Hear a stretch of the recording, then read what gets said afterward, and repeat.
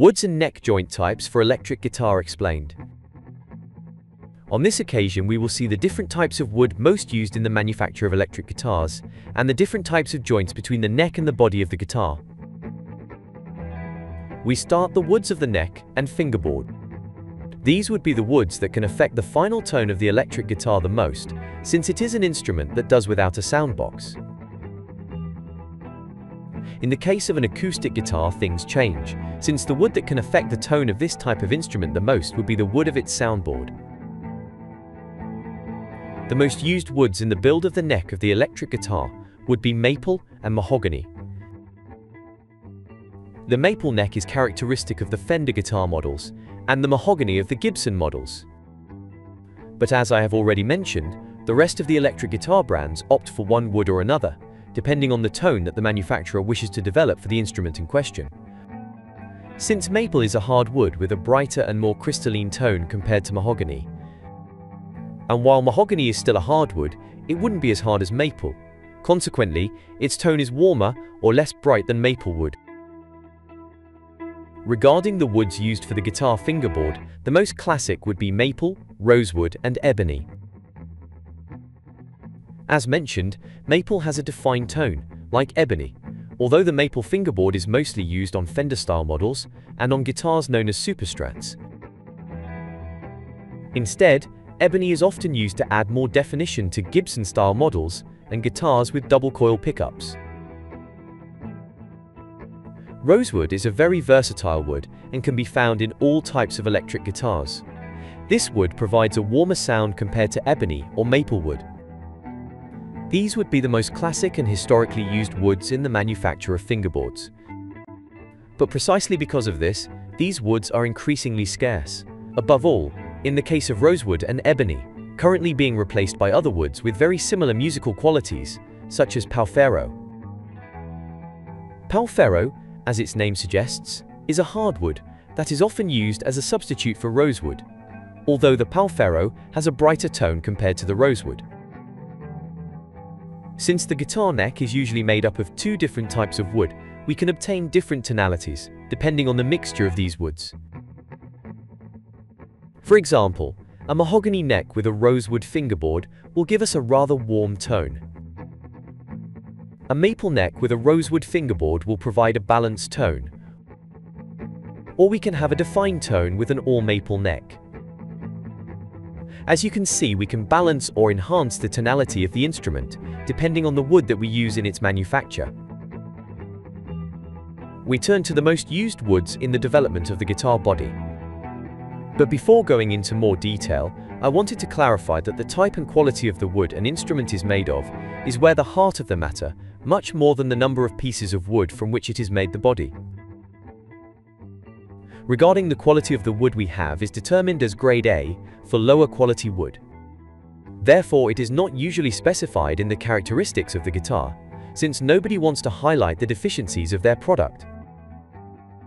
AA wood has an acceptable quality. AAA wood enjoys optimal quality, so it is usually detailed in the specifications of the instrument in question as a prominent feature.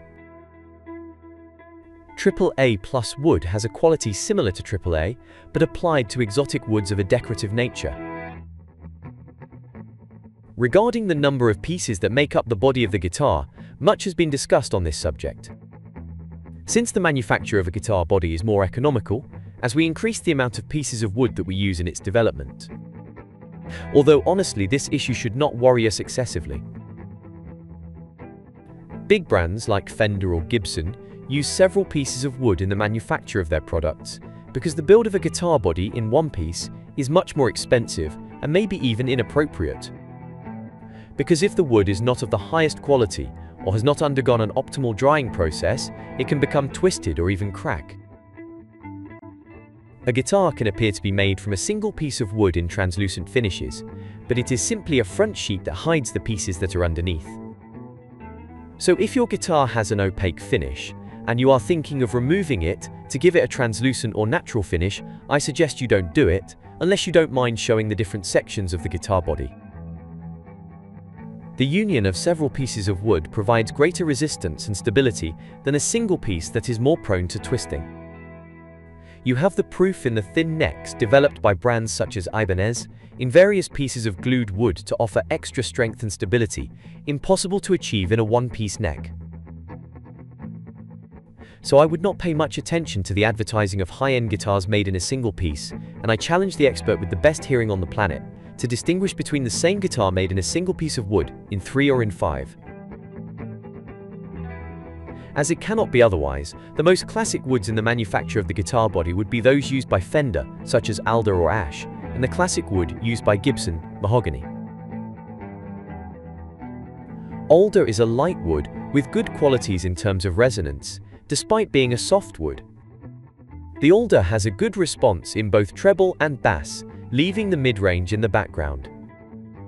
This wood would be standard on vintage-style Strat and Telecaster-style models. As you can see, this Stratocaster body is made from 3 pieces of alder wood, with no front laminate for a matte finish. Another wood widely used in the guitar models mentioned above is swamp ash, which is more porous than other types of ash. A wood with very good sound qualities, apart from offering greater comfort due to its low weight. In addition, it has an attractive veining and is often used in transparent or translucent finishes. This wood has a better mid-range response than alder, and the basses and trebles are somewhat smoother. This body is also made of 3 pieces of wood, as can be clearly seen on the side. But if we look at it from the front, the graining is quite homogeneous. So this body would look perfect with a sunburst finish. The mahogany is the star on the body of the Les Paul models, but it is usually accompanied by a flame maple top. Mahogany is a heavy wood compared to the previous ones, but with very good musical qualities, since it has a very good resonance and a warm and full-bodied tone. The flamed maple adds an attractive decorative touch. Quilted maple has the same qualities as other types of maple, but it has another decorative pattern, widely used on Superstrat guitar models. The basswood widely used in Superstrat style models and Fender style. This wood is one of the most versatile, since it has a very balanced tone without stridency. It also works very well with both single and double pickups. For this reason, it is a wood widely used in Superstrat guitars and in mixed configurations of single and double pickups. For transparent finishes and with characteristics similar to mahogany, we have the Carina or Limba, with a nice veining and very good sound qualities for a guitar body. As has been commented, the scarcity of traditional woods increasingly affects the manufacture of electric guitars. Consequently, there is no other option than to look for alternatives. For example, swamp ash is increasingly scarce, and Fender has been forced to do without this type of wood in many of its models. He only uses what little swamp ash he can get for his most select models. A replacement wood for classic woods is American pine, something that should not scare us, since Fender developed its first electric guitar models with American pine bodies. When the manufacturer had to increase its production due to high demand, it opted for other woods that ironically were very easy to get at that time, such as alder and ash. Sassafras wood bears a strong resemblance to swamp ash both aesthetically and acoustically. The poplar wood is also used for the build of the guitar body, as in the case of the models developed by G&L, and also in Fender Squier models. Poplar has similar musical qualities to basswood, but is often used in low-cost guitars due to its cheaper price.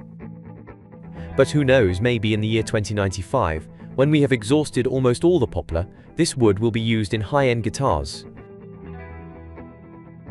Instead of mahogany in low-cost guitars, NATO wood is commonly used, since it is a much more abundant subspecies of mahogany and therefore easier to obtain. We move on to the types of joints between the neck and the body of the guitar, something that can affect the resonance of the instrument, depending on the type in question. Regarding the types of joints between the neck and the body of the electric guitar, we have 3 groups: bolt-on, set-in, and neck-through. These 3 types of joint are usually specified in the guitar's characteristics.